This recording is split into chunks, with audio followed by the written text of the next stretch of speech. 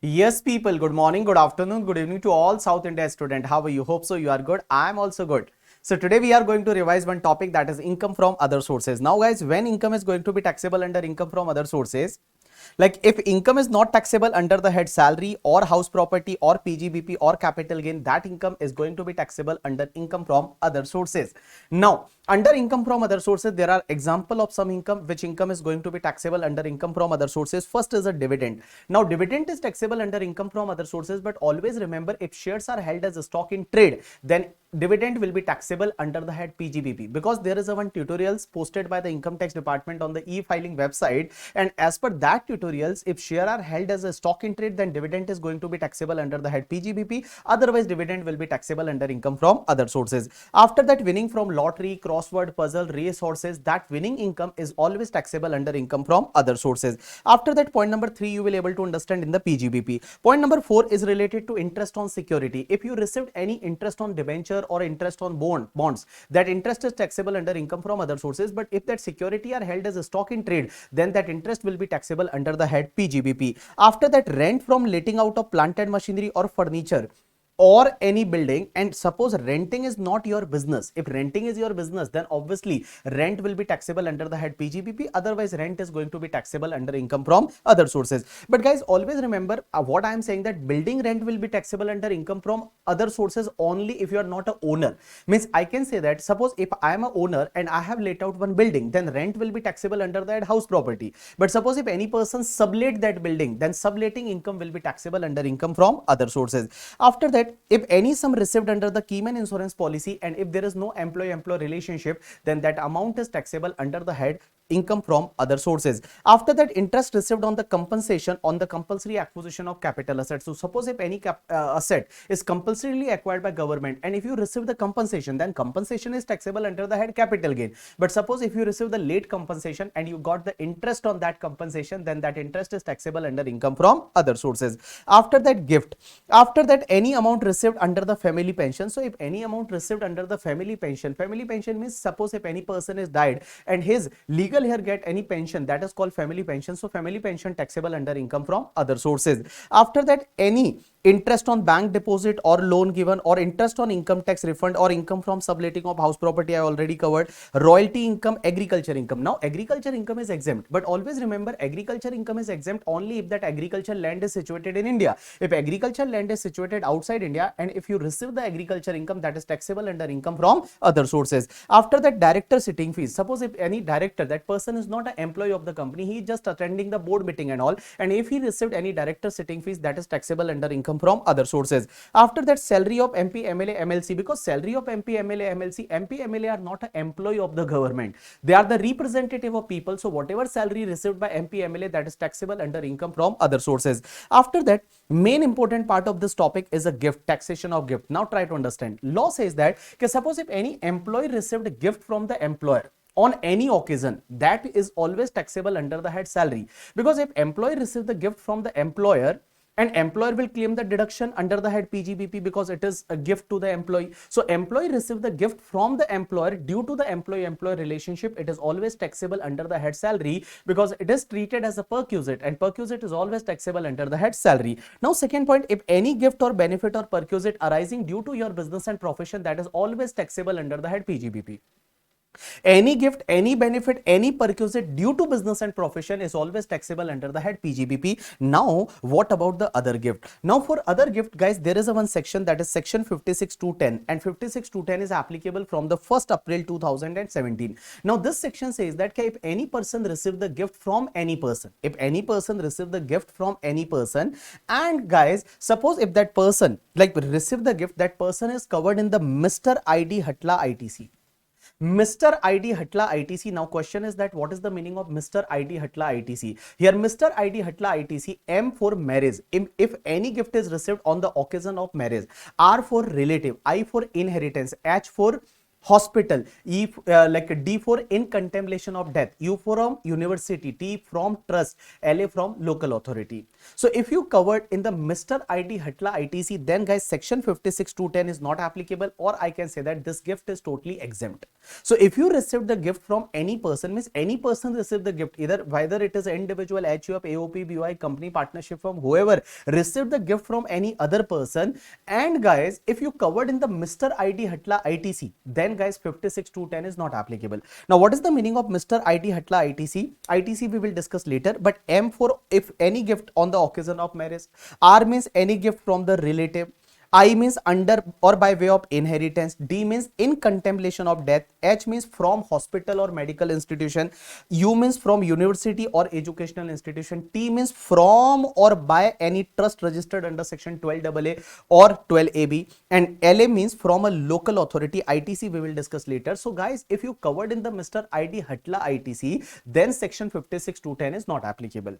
It means whatever gift you have received that is totally exempted, 56 to 10 is not applicable. But suppose if you not covered in the Mr. ID Hatla ITC, and if you receive the money as a gift, if you received money as a gift, money as a without consideration, money as a gift, and if aggregate money is more than 50,000, then it is fully taxable. Now, what is the meaning of aggregate money? Aggregate money means suppose if I receive the 20,000, 20,000, 20,000, 20,000 from 4 people, individually it is a less than 50,000, but aggregate it is a 80,000. Is total 80,000 is taxable or only 30,000 is taxable? Right answer is total 80,000 is taxable here. So if you're not covered in the Mr. ID Hatla ITC, and if you received money as a gift and aggregate money is more than 50,000, it is fully taxable. Now after money, if you received any movable property, but guys here movable property covered only 10 asset. Here movable property covered only 10 asset. Which 10 asset? Share, security, jewelry, drawing, painting, sculpture, archaeological collection, any other work of art, bullion, and virtual digital asset. Only 10 asset in movable property, there is only 10 asset. Which 10 asset? All people pay attention. Share, security, jewelry, drawing, painting, sculpture, archaeological collection, any other work of art, bullion, and virtual digital asset. Virtual digital asset means cryptocurrency. So if you receive this 10 asset as a gift, and aggregate fair market value of this asset is more than 50,000, then total fair market value will be taxable in hands of the recipient. So what I am saying that if you receive the movable asset, and here guys movable asset covered only 10 assets: share, security, jewelry, drawing, painting, sculpture, archaeological collection, any other work of art, bullion, and virtual digital asset, and aggregate fair market value is more than 50,000, it is fully taxable.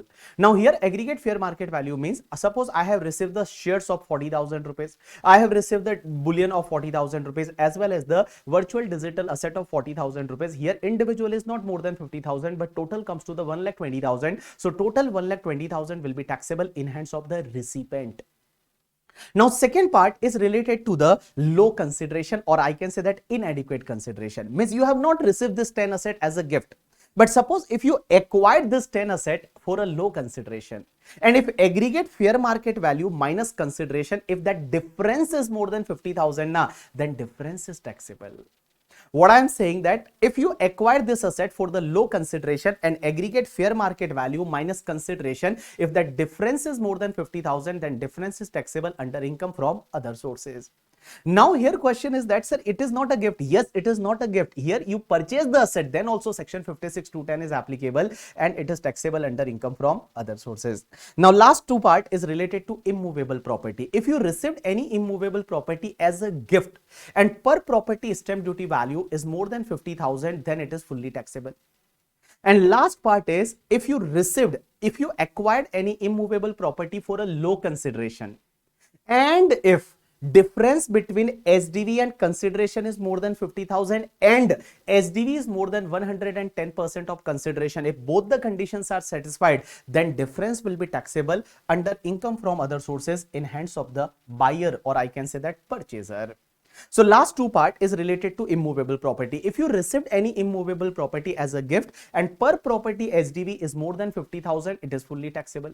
Suppose if you acquire the immovable property for the low consideration, then per property SDV minus consideration difference is more than 50,000 and SDV is more than 110% of consideration, then whatever difference between SDV and consideration, that difference is going to be taxable in hands of the buyer under income from other sources.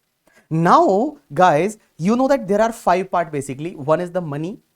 Second is movable property free of cost, movable property low consideration, immovable property free of cost, and immovable property low consideration. Now try to understand, here in money we have used the word aggregate. Here in the movable property also we have used the word aggregate. In the low consideration movable property we have used the word aggregate. But guys, try to understand, in case of immovable property we have used the word the per property. Now, what is the difference between that? Guys, if you receive the movable property, suppose I receive the shares as a gift of 40,000 rupees and also virtual digital asset as a gift of 40,000, total comes to the 80,000. It is taxable. Answer is yes, it is taxable. But in immovable property, we have to check the per property stamp duty value. Suppose if I receive one house property SDV 40,000 as a gift and one land SDV 40,000 as a gift, individual it is not more than 50,000. So here it is not going to be taxable in hands of BB. You got my point or not? Yes. Now guys, next part is related to one CBDT circular and CBDT notification. Now CBDT notification says that there are certain following cases where also 56(2)(10) is not applicable, or I can say that it is totally exempted. When it is exempted, first point, you know that in Delhi there were lots of unauthorized colony. Now what is the meaning of unauthorized colony? Unauthorized colony means builder constructed the building without taking the permission from the prescribed authority, and that colony is known as the unauthorized colony. Now what happened when in 2019, that time there was an election in Delhi, 1920 there was an election in Delhi, and that time our Modi ji promised that we will authorize the unauthorized colony, means we will legalize the unauthorized colony. So suppose for example there is a one person, that person is staying in the unauthorized colony, obviously that house is unauthorized. Now government has authorized that colony and they have issued one certificate that now this colony is authorized. So question is that when that person got that certificate of, now he is the legitimate owner of that particular property, question is that is 56(2)(10) will be applicable in his hand because he received the immovable property as a gift here. So question is that is 56(2)(10) is applicable? Answer is no, 56(2)(10) is not applicable in this particular case. So first point, remember if any immovable property received by the resident of the unauthorized colony of the National Capital Territory of India, and where central government has regularized the transaction of such immovable property for confirming or recognizing right of ownership or transfer or mortgage in favor of such particular person on the basis of the power of attorney or sale agreement or will or possession, etc., including the evidencing payment for the consideration, then guys it will not be taxable under income from other sources. Now second point is related to the, suppose for an example any company is already into the NCLT. If any company, there is a, you know that there is a one section 241 and 242 of the Companies Act. When management is got corrupt, then what will happen? Central government will remove the director, central government will appoint the new director, and NCLT will pass one resolution plan. So under that resolution plan, for an example, if any person receive the share of that company, if any person receive the share of that particular company, then is 56(2)(10) is applicable, because there may be possibility FMV of share is higher and that person received that share at lower consideration. Then is that section 56(2)(10) is applicable or not? Answer is no. Here 56(2)(10) is not applicable. I can take an example. You know that Ruchi Soya, and Ruchi Soya went for the NCLT, and after that Ruchi Soya share were transferred to the Patanjali, and they acquired the share at very low value, that was less than fair market value. So question is that is difference will be taxable in hands of Patanjali? Answer is no. Here section 56(2)(10) is not applicable. Now guys, you know that in 2020 when Yes Bank, there was some fraud in the Yes Bank, and you know that Rana Kapoor, now still he is in the jail.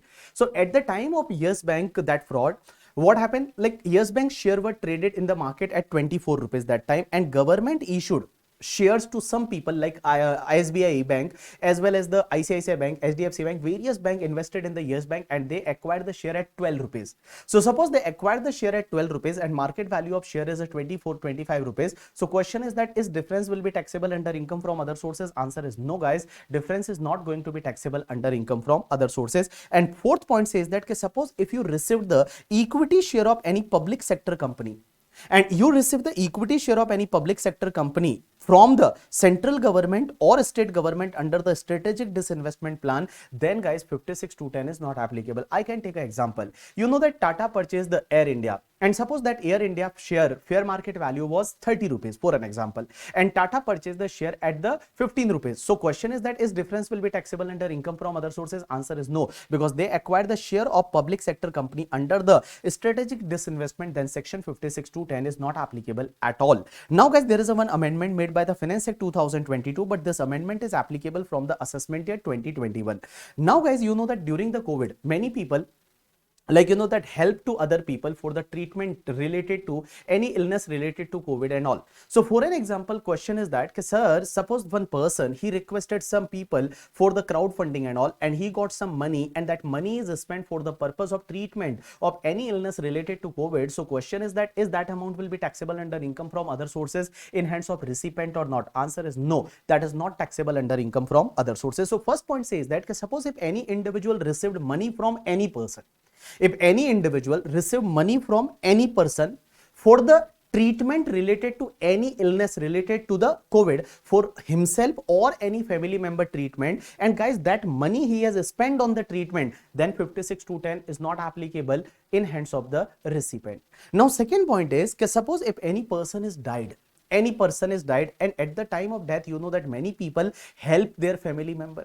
So here, suppose for an example, if any person is died and his family member got some money, then is on that money 56(2)(10) is applicable or not? So here lawmaker says that suppose if any person death took place, and within the 12 months from the date of death, if they received any amount from employer, then guys it is totally tax free, 56(2)(10) is not applicable.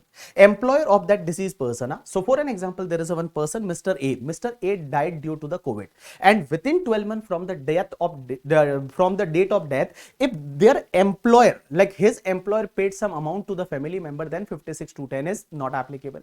And guys, if they whatever the amount from employer, if they receive the amount, whatever the amount, even it is a 1 crore, 2 crore, 3 crore, 56(2)(10) is not applicable. But suppose from any other person they received the amount, then there is a limit is 10 lakh rupees.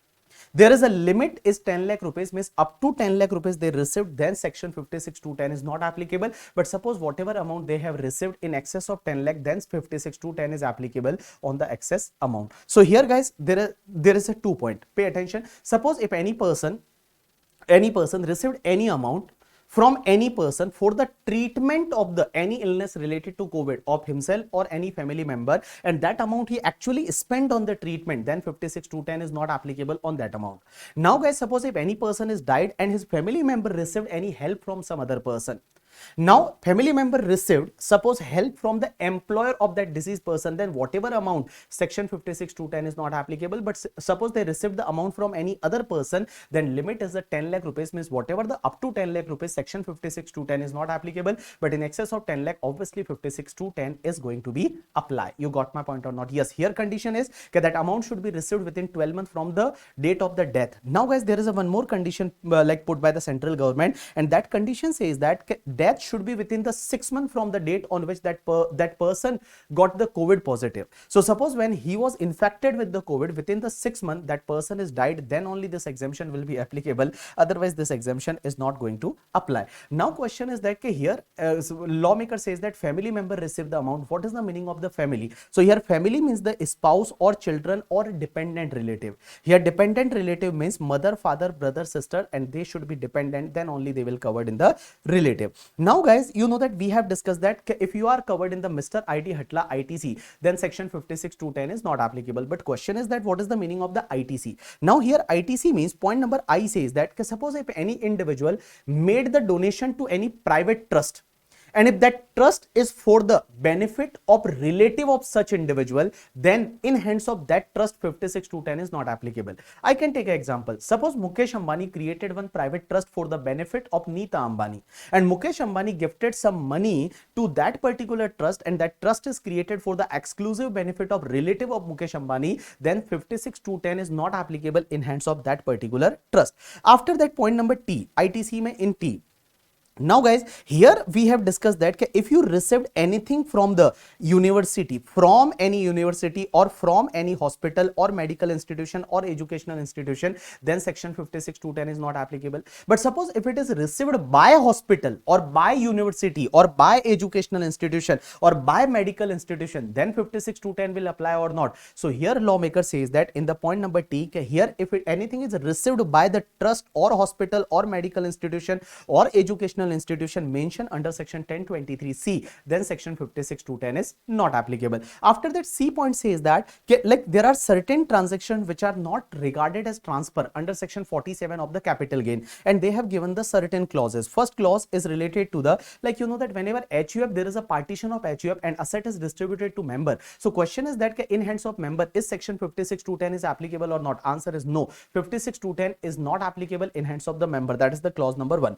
Now clause number 4 and 5 is related to the holding subsidiary and subsidiary holding. Means if any holding company transfer asset to 100% subsidiary company or 100% subsidiary company transfer asset to holding company, then guys 56(2)(10) is not applicable, means it is not taxable in hands of the recipient. And after that, this all clauses are related to the amalgamation demerger. Means under amalgamation demerger, whatever asset they received, like new shareholder will receive the shares of new company, or in case of amalgamation, that amalgamated company will receive the asset from the amalgamating company. In case of demerger, like resulting company will receive the asset from the demerged company. Is section 56(2)(10) is applicable? Answer is no. 56(2)(10) is not applicable. Now I am saying that if you received anything from your relative, then 56(2)(10) is not applicable. But sir, who will covered in the definition of relative? So here relative is given only for the individual and HUF. For company, partnership firm, AOP, BOI and all, they don't have any relative. Relative is only applicable for the individual and HUF. Now who can be a relative of the individual? So here lawmaker says that suppose if any person is an individual assessee, then his relative, first relative will be the spouse. Spouse means for husband, wife, and for wife, husband. After that, individual brother and brother spouse will be treated as relative of individual, or individual sister and sister spouse will be treated as relative of individual. After that, individual spouse brother and that brother's spouse will be treated as relative of individual, or spouse sister and sister spouse will be treated as relative of this individual. After that, individual mother father will be treated as relative of individual, and guys, mother father, brother and brother spouse and sister spouse will also be treated as relative of individual. After that, individual lineal ascendant and their spouse. Now lineal ascendant means your grandparents, grandmother, grandfather, great grandmother, great grandfather, they will be treated as relative of individual. After that, individuals spouse mother and father. Spouse mother and father means in-laws. In-laws will be treated as relative of the individual. And after that, spouse lineal ascendant and their spouse will also be treated as relative of the individual. After that, individual lineal descendant and their spouse. Now lineal descendant means for me, my son, as well as my son wife, as well as my daughter and my daughter's daughter-in-law, so they will be treated as my relative, as well as their children will also be treated as my relative. That is called lineal descendant. Now guys, always remember, suppose for an example, if any person is my relative, it is not necessary that I will also be treated as his relative. That depends. It is not mandatory that I will also be treated as his relative. I can take one example. Guys, for me, my uncle is a relative. Because suppose here, if you put the BB as an individual, then my father brother, my uncle is my relative. So if anything I received from my uncle, then it is totally tax free. Section 56(2)(10) is not applicable. But guys, for uncle, I am not a relative. Because if you put uncle here, then for uncle, my father is relative. For my uncle, my father is relative, but obviously their children is not covered in the relative. So if I received anything from my uncle, then it is tax free, but uncle received anything from me, then obviously it is going to be taxable. For HUF, relative will be any member of the HUF, means HUF received anything from the member, then guys 56(2)(10) is not applicable. Now, always remember here under section 56(2)(10), you know that there is a concept of SDB also. There is a concept of the SDV in immovable property. If you received immovable property as free of cost or low consideration, then we have to check the SDV. SDV means stamp duty value. Now question is that suppose sir, if you are not satisfied with the SDV, then your case may be transferred to the valuation officer or not. Answer is yes. Your case may be transferred to the valuation officer. Now if your case is transferred to the valuation officer, but valuation officer increase the value, then it has to be ignored. But suppose valuation officer decrease the value, then whatever value determined by valuation officer, that will be treated as the SDV for the purpose of this particular section. That similar concept we already discussed under the head capital gain, section 50C. After that, guys, try to understand one more point. Okay, under income from other sources, if you receive this asset as a capital asset, then only 56(2)(10) is applicable. If you receive this asset as a stock in trade, then 56(2)(10) is not applicable. It means if you receive this asset as a capital asset, means this asset are treated as a capital asset in hands of recipient, then only 56(2)(10) is applicable. If you receive as a stock in trade, then section 56(2)(10) is not applicable. Now next part is, okay, sir, when we receive this asset and already pay the tax under income from other sources, then question is that what will be the cost of acquisition? So remember here, all people pay attention. Suppose if you received any asset as a gift and you have not paid any taxes under income from other sources, there may be possibility you receive the gift from your relative, then section 56(2)(10) is not applicable. And if subsequently if you sold the asset, then what will be your cost of acquisition? Can I say that cost of acquisition, cost to previous owner? Period of holding is also from previous owner and indexation is also from previous owner. But remember, if you received any asset as a gift or you acquire any asset for a low consideration, and if you already paid the taxes under income from other sources, means under section 56(2)(10) you already paid the taxes on the FMV and SDV, then guys, that FMV or SDV will be treated as your cost of acquisition, that is given under section 49(4). So 49(4) says that if you received any asset as a gift or you acquire any asset for a low consideration and you already assessed under income from other sources, you already paid the taxes on the FMV or SDV, then guys, that FMV SDV will be treated as your cost of acquisition for the purpose of, means in future whenever you will sell the asset, then your cost of acquisition will be the FMV or SDV. And now period of holding will also be from the date on which you have received that asset, and if there is an indexation, then indexation will also be from the date on which you have received that asset. You got my point or not? Yes. Now guys, there is a one section 43CA. Now 43CA is basically exact replica of section 50C.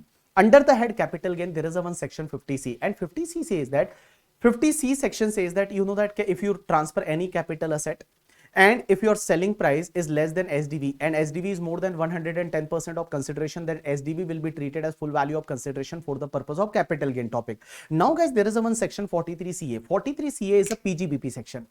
43CA is a PGBP section. Now 43CA says that suppose if any builder transfer the immovable property, because for builder immovable property is held as stock in trade. So if stock in trade held by the builder, if stock in trade is immovable property and builder transfer the immovable property and selling price is lower than SDV, it means SDV is more than 110% of selling price. If SDV is more than 110% of selling price, then that SDV will be treated as full value of consideration. If builder is not satisfied with SDV, his case may be transferred to the valuation officer. Valuation officer increase the value, you have to ignore. But suppose valuation officer decrease the value, then whatever value determined by valuation officer will be treated as the full value of consideration for the purpose of computing the PGBP income. Now question is that, sir, this SDV we will consider of which date? SDV we will consider of which date? Date of registration or date of agreement? Guys, like under section 50C in capital gain, there is a one concept, similar concept, and section 50C, in section 50C we have discussed that normally SDV you have to be considered on the date of registration. But guys, if date of registration and date of agreement is not same, and up to the date of agreement, if you received any consideration, by account pay check, account pay demand draft, or any mode of electronic clearing system through bank account, then you can take the SDV as on date of agreement. That same concept is applicable for the 43CA also. Like on sir, which date SDV we will consider? Means builder will consider the SDV of which date? Date of agreement or date of registration? So normally date of registration. But suppose date of registration and date of agreement is not same, and up to the date of agreement, if builder is received any consideration, by way of the account pay check, account pay demand draft, any mode of electronic clearing system through bank account, or any other electronic mode as may be prescribed up to the date of agreement, then builder can take the SDV on the date of agreement. You got my point or not? Yes. Now guys, under section 56(2)(10), if you acquired any asset for the low consideration, then also that difference is taxable under income from other sources. So under income from other sources, sir, which date SDV we will consider? So for the purpose of section 56(2)(10), lawmakers made the similar provision, and lawmaker says that normally you have to take the SDV as on date of the registration. But suppose date of registration and date of agreement is not same, and up to the date of agreement, if you paid any consideration, up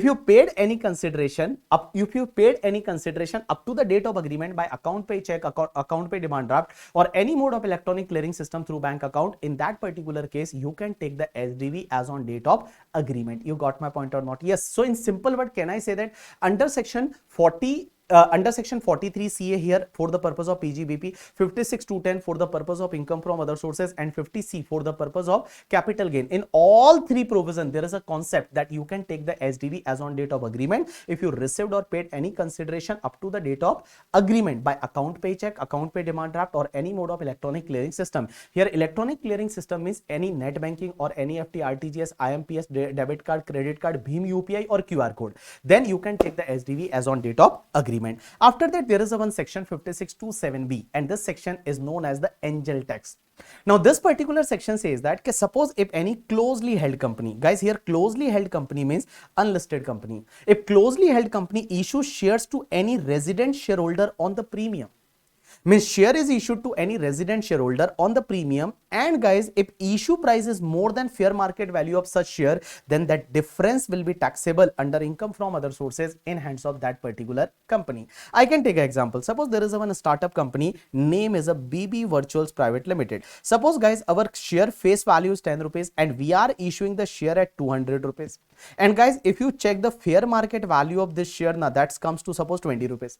Fair market value is 20 rupees, face value is 10 rupees, we are issuing share at 200 rupees, means we are doing something like you can say that here something is illogical, because fair market value is 20 rupees but we are issuing share at 200 rupees. So lawmaker says that is share are issued at premium? Answer is yes. So 200 rupees is issue price and fair market value is 20 rupees. So this difference of 180, difference of issue price and fair market value, that difference is taxable in hands of company under income from other sources. It is known as the angel tax. It is known as the angel tax. But guys, there are certain exceptional cases where this section is not applicable. First exceptional case is suppose if any venture capital undertaking issue shares to the venture capital fund or venture capital company or alternate investment fund category 1 and 2, then this section is not applicable. Or second says that suppose if some small startup company, if suppose a small notified startup company issue the share, then this section is not applicable.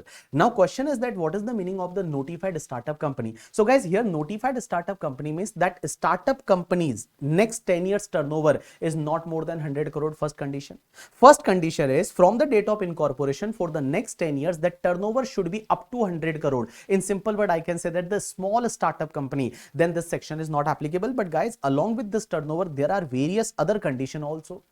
And first condition says that startup paid up share capital including that security premium should be up to 25 crore. That startup companies paid up share capital including security premium, that should be up to 25 crore. It should not be more than 25 crore. But guys, while calculating this 25 crore limit, if any share is issued to the non-resident, that is not going to be considered. Or suppose if any share is issued to any venture capital company or venture capital fund, that will not be considered while calculating 25 crore limit.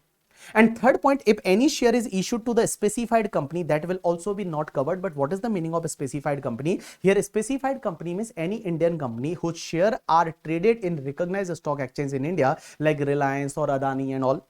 And condition is that that companies as per the last balance sheet net worth was more than 100 crore rupees, or that company's last year turnover was more than 250 crore rupees. If any one condition is satisfied, then that company will be treated as a specified company, and any share is issued to the specified company, then it will not be considered while calculating the 25 crore rupees limit. So what I'm saying that this particular section, that angel tax section, this section is not applicable in the two cases. One is if share is issued by the venture capital undertaking to the venture capital fund or like venture capital company or category 1 and 2 alternate investment fund, then this section is not applicable. Second is a small startup. Now what is the meaning of a small startup? Means from the date of incorporation for the next 10 year, the turnover should be up to 100 crore. That is first condition. Second condition, that startup paid up share capital should be up to 25 crore rupees after proposed issue also. It should be up to 25 crore rupees. But guys, while calculating the 25 crore rupees, if share is issued to any non-resident, it will not be considered. Or share is issued to any venture capital company, venture capital fund, it will not covered. Or share is issued to any specified company, that will not covered. What is the meaning of a specified company? A specified company means a company listed in India and traded in the recognized stock exchange, and share is frequently traded, and that company is, as per the last balance sheet, either net worth is more than 100 crore or last year turnover is more than 250 crore. That company is known as the specified company. Guys, along with that, there are certain other conditions also. And that condition says that suppose share is issued by that startup company in the current year, then from end of that year for next 7 years, that company cannot purchase any residential house. Means for the next 7 years, suppose share is issued at premium in the current year, then for the next 7 years, that company cannot invest in any residential house property. But suppose that company is engaged in the letting out business of that residential house property, or like that residential house property is held as a stock in trade in the ordinary course of business, then they can invest in the residential house property. Now next point says that that startup company cannot invest in any other immovable property also, like they cannot invest in the commercial property.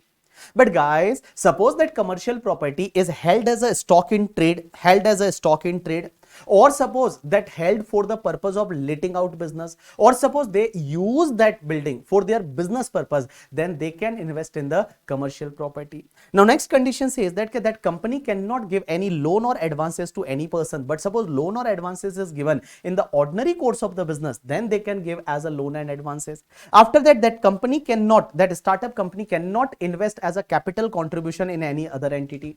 That a startup company cannot purchase the share and security of any other company. That a startup company cannot purchase any motor vehicle or aircraft or any yacht.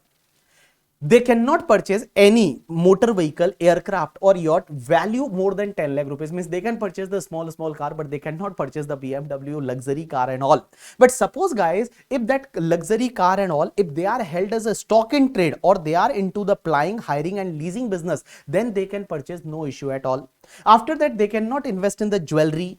But suppose jewelry is held as a stock in trade in the ordinary course of business, then they can purchase the jewelry, as well as they cannot purchase drawing, painting, sculpture, archaeological collection, any other work of art and bullion. So there is a restriction that for next 7 years they cannot purchase the asset mentioned here. If they purchase, then there will be a violation. And guys, earlier that angel tax, they have not paid the angel tax, it will be taxable in the year in which violation took place. And guys, along with the tax, they also required to pay the penalty, because it will be treated as a misreporting of income. And in case of misreporting of income, that 200% of taxes will be the penalty under section 270A. So there is a one section 270A, and 270A says that it will be treated as the misreporting of income, and company is required to pay the penalty at the rate 200% of the taxes. You got my point or not? Yes.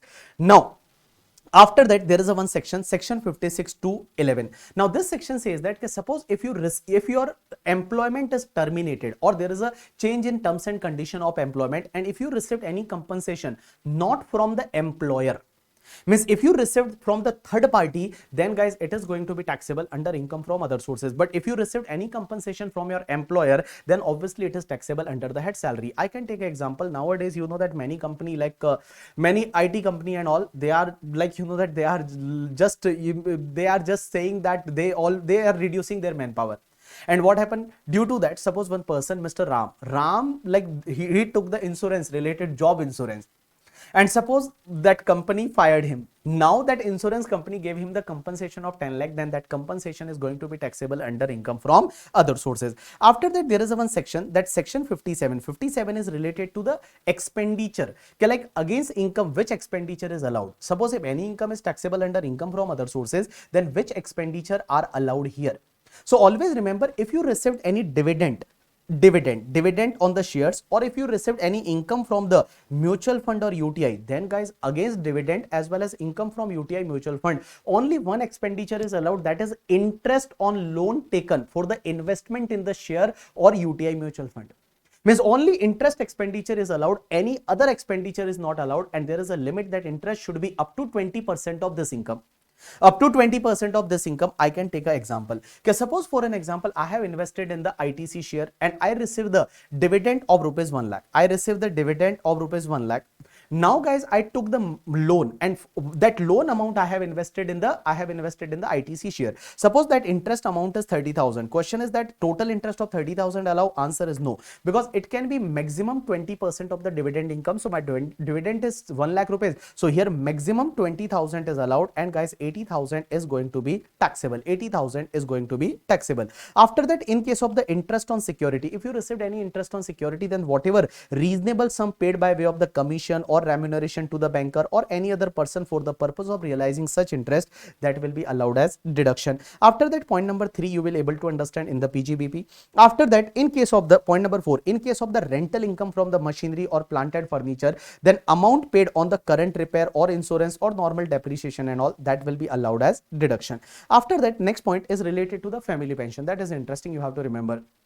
Now guys, suppose after the death of any person, if his family member got the pension, that is called a family pension. Because normally if employee receive the pension, that is taxable under income from salary. But if family member receive the pension, then it is taxable under income from other sources. And guys, again family pension, there is a one deduction under section 57, and that deduction amount is 1/3 of the family pension. 1/3 of the family pension, or 15,000 rupees per annum, whichever is lower, that amount is allowed as deduction here. That amount is allowed as deduction here. So what I am saying that whatever family pension amount received, 1/3 of that family pension or 15,000, whichever is lower, that lower amount is allowed as deduction. I can take an example. Suppose family member received the pension of 60,000. So 1/3 of 60,000 comes to the 20,000, or 15,000 lower comes to 15,000. So 15,000 is deductible. It means 60,000 minus 15,000, remaining is 45,000. 45,000 family pension is going to be taxable under income from other sources. Now guys, there are two exceptional cases where family pension is not taxable.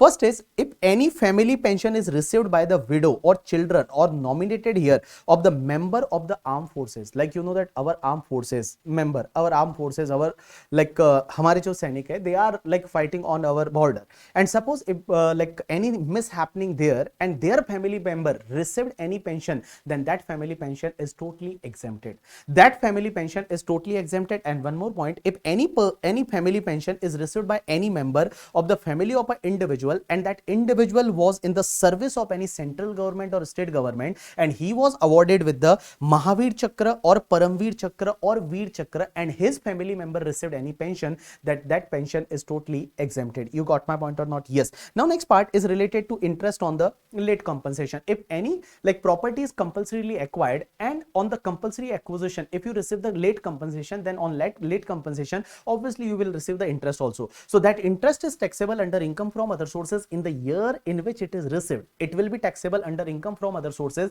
in the year in which it is received. And guys, here 50% standard deduction is allowed. 50% interest standard deduction is allowed. It means suppose interest received is 1 lakh, then only 50,000 is going to be taxable under income from other sources. After that, in case of any other income, whatever the reasonable expenditure, that reasonable expenditure is allowed against that income. After that, there is a one section 58. 58 says that there are following expenditure which is not allowed as deduction. One is the obviously personal expenditure not allowed as deduction. Second is if any interest paid outside India or any salary paid outside India, and suppose TDS was deductible but you have not deducted the TDS, or TDS deducted but not paid to the government, then guys that interest or salary will not be allowed as deduction. After that, suppose if any expenditure is paid in more than 10,000 rupees in a single day to a single person in the cash, then it will be disallowed. As well as if any payment is made to the resident and TDS is not deducted or deducted but not paid to government up to the due date of return filing, then obviously guys that 30% of expenditure will be disallowed. But this all point you will discuss in the PGBP also. After that, again casual income guys, any expenditure is not allowed. So suppose if there is a lottery income, then lottery income, is any expenditure is allowed? Answer is no. Even whatever the ticket you have purchased, that ticket cost also not allowed as deduction. Means your casual income is directly going to be taxable at the rate 30%. As well as suppose if there is a loss up from the gambling, is that loss is allowed to be set up and all? Answer is no, that is not allowed to be set up. It is going to be directly ignored. It is going to be ignored. But guys, suppose if there is a loss from the activity of owning and maintaining race horses. Now, there is a difference between horse races and race horses. When I am saying that owning and maintaining of race horses means I am talking about the horses. I am not talking about the races. I am talking about here horses, because I am talking about the race horses. So suppose if there is any loss from the owning and maintaining race horses, then guys, that loss is allowed and that can be carried forward for the next 4 years. But suppose if there is a loss from the horse races, that horse races is a casual income, and that loss is obviously not allowed to be set up and all. It has to be ignored. After that, there are certain cases. First case law is a Movalia Bhikubai Balabai. Just you can ignore this case law, not more important for examination purpose. Now, next case law is related to Manju and Company, 2011 Kerala High Court judgment. Now, what happened in this particular case? Like, there is a one person, Manju and Company, and that person was engaged in the lottery business. That person was engaged in the lottery business, and guys, there was an unsold lottery ticket, and on unsold lottery ticket, he won some prizes. So question is that whatever prize he has won, question is that that prize will be taxable at 30%, because there is a one special section 115BB, and 115BB says that winning income is taxable at the rate 30%. But here SSC says that since I am engaged in the lottery ticket business, I am lottery dealer. So whatever that ticket, it was my stock in trade, and on stock in trade I won the prize. So it should be taxable under the head PGBP, and PGBP income should be taxable as per slab rate. So is SSC is right or wrong? So here guys, Kerala High Court says that even you may include this income in PGBP, then also tax rate will be 30%. Here tax rate will be 30%, means it is going to be taxable at the rate 30% only. It means even that ticket was held as a stock in trade. If you won any prize, because that stock in trade was for the purpose of selling the ticket, you have not held that ticket so you can won the prize and all. So obviously that winning prize will be taxable under income from other sources, and here tax rate will be 30% only. That is provided by the Kerala High Court. After that, there is a one case law, that is the Dr. Ranjan Pai and 2021 Karnataka High Court judgment. This is very interesting case law. They may ask in the examination. Now question is that suppose if any shareholder received the bonus share. Now bonus share you received free of cost. Earlier, I was holding the Nykaa 1 share, and Nykaa issued the 5 share as a bonus share. So now I am having the 6 share. Question is that whatever 5 share I have received, is section 56(2)(10) will be applicable? Is it will be treated as gift and section 56(2)(10) will be applicable? Answer is no. Because here Karnataka High Court says that ultimately SSC is not getting any benefit. Because whenever you will receive the share, bonus share, then your original share market value will be decreased. Your original share market value will be decreased. So you are not getting any benefit. So 56(2)(10) is not applicable if you received any bonus share. You got my point or not? Yes. After that, there is a one topic, that is the valuation rules. Valuation rules, you can skip this particular topic, because here I have given that how to value the asset, because you know that under 56(2)(10) we have discussed about the FMV. So what is the meaning of FMV, how to calculate FMV and all. So that I have covered in this particular topic, but for the examination purpose, you may ignore this topic. Next topic we are going to revise, that is the virtual digital asset, or you can say that VDA, or VDA is known as the cryptocurrency. Now guys, this particular topic is introduced by the Finance Act 2022 only, and this is applicable from the 1st April 2022. So this section 115BBH is a new section, and this section says that on the cryptocurrency, if you transfer the cryptocurrency, then whatever income, on that income you are required to pay the tax at the rate 30%. Now you're required to pay the tax at the rate 30%, but guys, here how to calculate the income? How to calculate the income? So first take the selling price of cryptocurrency or minus only cost of acquisition. Here only cost of acquisition will be allowed. Any other expenditure like brokerage and all, that is not going to be allowed as deduction while calculating the income. So suppose for an example, I have purchased the cryptocurrency Bitcoin I have purchased for the 10 lakh rupees, and now I am transferring that Bitcoin for suppose 15 lakh rupees. So whatever my 5 lakh rupees income, this 5 lakh is going to be taxable at the rate 30%, means there is a flat tax rate of the 30%. But now question is that suppose I have also transferred the Ripple is also cryptocurrency, and in Ripple there is a loss of 3 lakh rupees. So question is that can I set up this 3 lakh rupees loss against this 5 lakh rupees gain? Answer is no. Means from cryptocurrency, if there is any loss, that has to be ignored. It is not allowed to be set off even against the cryptocurrency income.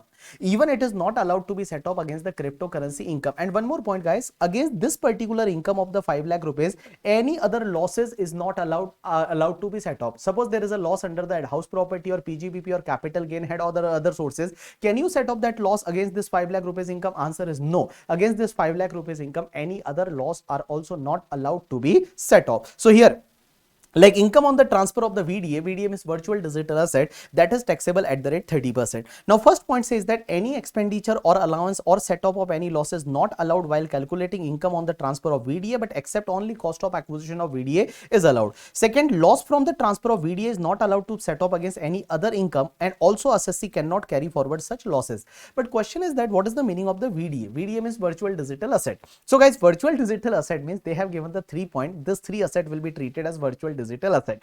First point is any information or any code or any number or any token.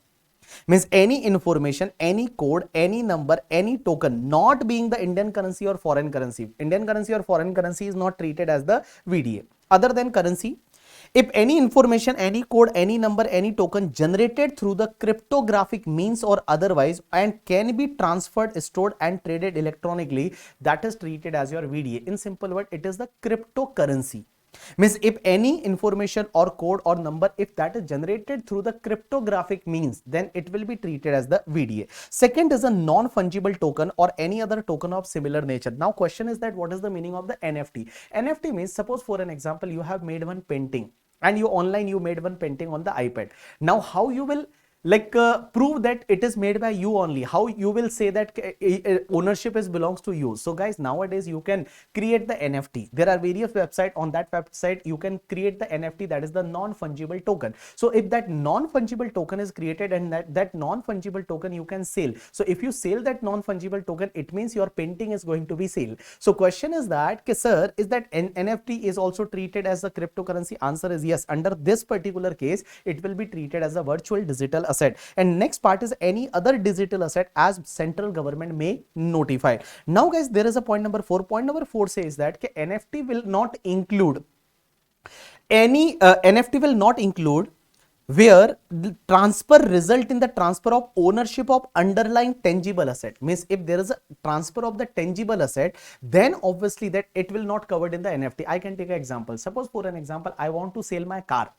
So just I click one photo of the car, I have posted or that photo on the OLX, and through that photo my car is sold. But ultimately my car is sold. Now ultimately my car is sold. So here there is a physical asset is sold, tangible asset is sold. So obviously that photo will not be treated as any NFT. One more point says that here virtual digital asset will not be covered the following asset. One is the any gift card or voucher or any mileage point or reward point or loyalty card being recorded or given without direct monetary consideration under the award or reward or benefit or loyalty incentive or any subscription of website or platform or application. It will not be treated as the NFT, or I can say that the virtual digital asset. So guys, if there is any gift card or voucher card, suppose Amazon card or any voucher card or any mileage point and all, or any reward point, many time on the credit card you got the reward points, and also that reward points or subscription of any website. Suppose I am having the subscription of the Netflix. Suppose I sold that subscription to someone, it will be treated as virtual digital asset and I am required to pay the tax at the rate 30%? Answer is no guys,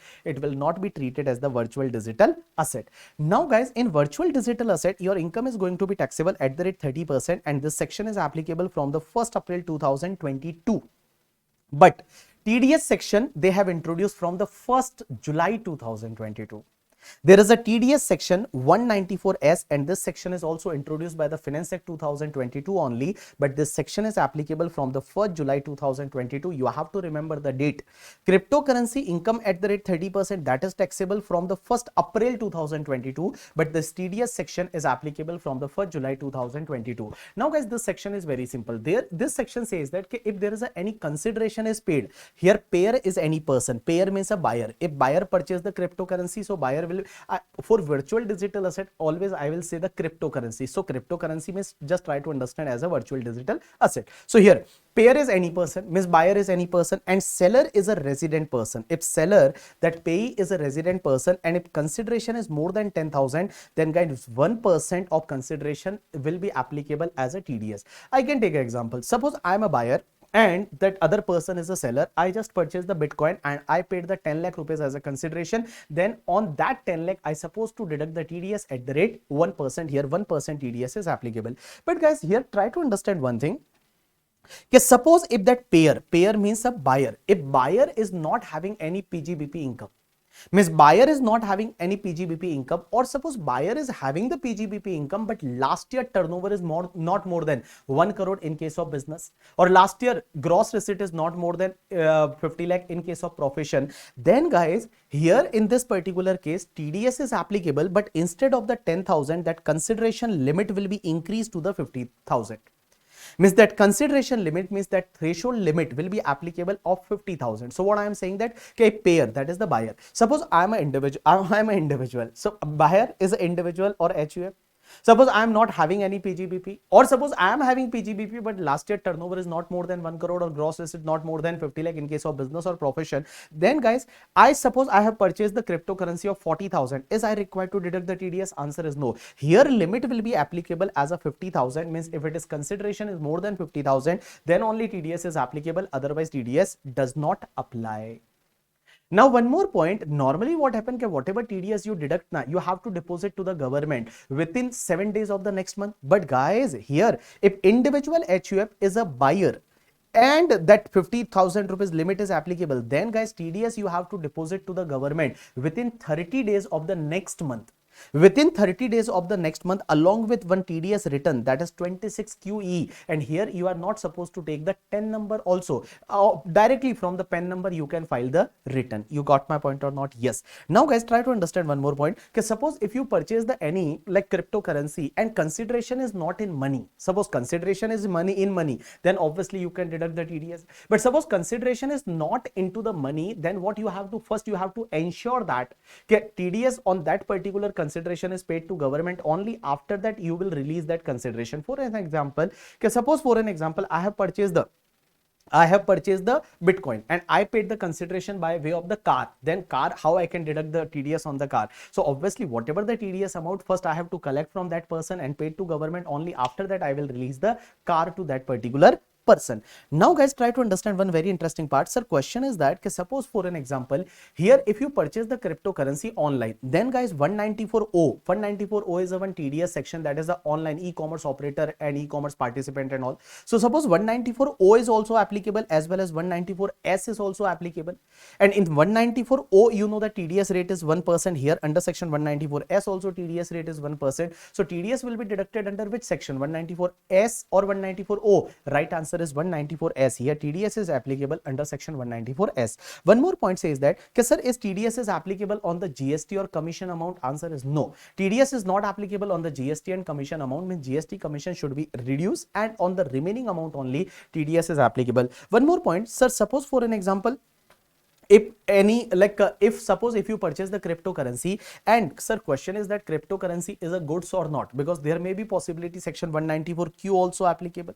So if 194Q is also applicable, 194S is also applicable. Under Q you know that TDS rate is only 0.1%, but here under section 194S TDS rate is 1%. So question is that TDS is deducted under section 194Q or 194S. Right answer is under section 194S TDS is applicable. Now guys, try to understand, suppose I have purchased the cryptocurrency from Mr. Rajesh.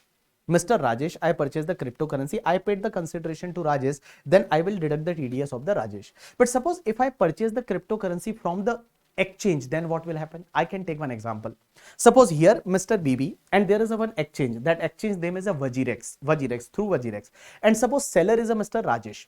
I just put one order on that exchange Vajirex, and on Vajirex Rajesh is selling the cryptocurrency, I am buying the cryptocurrency. So I don't know about the Rajesh. So question is that, is I supposed to deduct the TDS of Rajesh or not? Answer is no. Here CBDT clarifies that suppose if I am purchasing cryptocurrency through the any exchange, example is Vajirex, then I am not required to deduct the TDS of the Vajirex. But guys, Vajirex will make the payment of consideration to Mr. Rajesh, then Vajirex will deduct the TDS of the Rajesh. So here I am not required to deduct the TDS of the Vajirex. Here Vajirex will deduct the TDS of Mr. Rajesh. But suppose cryptocurrency is owned by the Vajirex only, means cryptocurrency is owned by Vajirex and I am purchasing cryptocurrency directly from Vajirex, and that cryptocurrency is owned by Vajirex, then I have to deduct the TDS of the Vajirex. But alternatively, here CBDT has given the option that Vajirex can deduct the TDS and Vajirex can pay the TDS to the government. You got my point or not? Yes. Now guys, there is a one very interesting scenario here. Okay, suppose I am purchasing the cryptocurrency through the Vajirex and there is a one person Rajesh. But suppose I purchase the Bitcoin, and I am selling the Ripple. Ripple is one cryptocurrency, Bitcoin is also cryptocurrency. There is a Vajirex. I just put one order of the purchase of the Bitcoin and I am paying the consideration in the Ripple. Now Rajesh is purchasing the Ripple and he is selling the Bitcoin. So question is that how here TDS will be applicable, because here for one cryptocurrency Bitcoin I am the buyer and for the another cryptocurrency for Ripple I am a seller. In the same way Rajesh is also buyer and seller. So guys, here CBDT clarify that here Vajirex will deduct the TDS on the both leg. Both leg means I am purchasing the Bitcoin and paying consideration by way of the Ripple, and here Rajesh is purchasing the Ripple and selling the Bitcoin. So whatever the total amount of the Bitcoin and Ripple, 11% TDS will be deducted by the Vajirex, and that 11% TDS will be paid to the government by the Vajirex. You got my point or not? Yes. Now one more point, sir. Here the TDS amount will be in the form of the cryptocurrency. So how that cryptocurrency TDS will be converted into the Indian rupees? Because for an example, if I sold the 100 of the I purchased the 100 of Bitcoin and sold suppose 10,000 of Vajirex, 10,000 of the Ripple. So on the 100, one Bitcoin they will deduct as a TDS, and on suppose there are 10,000 Ripples, so on 10,000, 1%, it will be 100 Ripple they will covered as a TDS. So question is that, sir, how that TDS, because TDS is in the form of the cryptocurrency, how that TDS amount will be converted into the Indian rupees? So they have given one sequence, they have given one, like, you know, that they have given one like procedure of that. So first they are saying that whatever TDS amount, suppose that TDS amount is capped in the cryptocurrency and that cryptocurrency is a primary cryptocurrency. Now what is the meaning of primary cryptocurrency? Here primary cryptocurrency means they have given some example. Primary cryptocurrency is, they have given some example that primary cryptocurrency is either Bitcoin or Ethereum. ETH is a Ethereum, or USDC or USDT. That is called primary cryptocurrency. If it is in the primary cryptocurrency, then don't worry about that. Now in the midnight 12 a.m. whenever there will be a midnight 12 a.m., that time that primary cryptocurrency will be sold by this exchanges and they will recover the Indian rupees, and whatever the amount in Indian rupees that they will pay to the government as a TDS. But suppose guys that TDS they have deducted, that is not in the primary cryptocurrency. Primary cryptocurrency means Bitcoin, Ethereum, USDC and USDT. Suppose that is TDS is in the secondary cryptocurrency. Secondary cryptocurrency like Dogecoin is a secondary cryptocurrency, or here they have given two example. One is the Monero and Deso and all. Monero and Deso, they are, you don't know, you have not heard about the Monero and Deso. So Monero and Deso, or suppose some other type of like Dogecoin and all, that is the secondary cryptocurrency. So what will happen? So guys, suppose if Vajirex hold the TDS in the form of the secondary cryptocurrency, then at same time they will convert that secondary cryptocurrency to the primary cryptocurrency. Means they will convert that Monero or Deso instantly into the Bitcoin, and same in the evening, like in the midnight 12 a.m. they will convert into the Indian currency, and whatever the amount in Indian currency as a TDS they will pay to the government. Now guys, try to understand this particular section is TDS section is applicable from 1st July 2022. But guys, that 10,000 limit or 50,000 limit will be applicable for a whole year. For whole year means I can take an example. Suppose for an example, before 1st July 2022, I have purchased the cryptocurrency of 8,000 rupees. So obviously TDS is not applicable, not more than 10,000. Again, I have purchased the cryptocurrency of 9,000 here. Total comes to the 70,000. So it is a more than 10,000, TDS should be applicable. But obviously whatever cryptocurrency I have purchased till 30th June 2022, TDS is not applicable. So here lawmaker says that yes, TDS will not be applicable on the cryptocurrency you have purchased before 1st July 2022. But guys, that will be considered while calculating the limit, because due to this 8,000, that limit 10,000 is already crossed. So here guys, whatever I have purchased the cryptocurrency of 9,000, that is after 1st July 2022, on this 9,000 TDS is applicable at the rate 1%. You got my point or not? Yes. So this is the completion of one topic, that is the virtual digital asset, or I can say that the cryptocurrency. You got my point or not? Yes. So today we have completed two topics. One is the income from other sources and second is the virtual digital asset. Now guys, I request you that you should focus to your examination, because now like very few days are remaining for your examination and you can count the days on the fingers. So guys, very like few days are remaining for your examination. I just request you, just give 100% to your study, because now only you have to do the study only.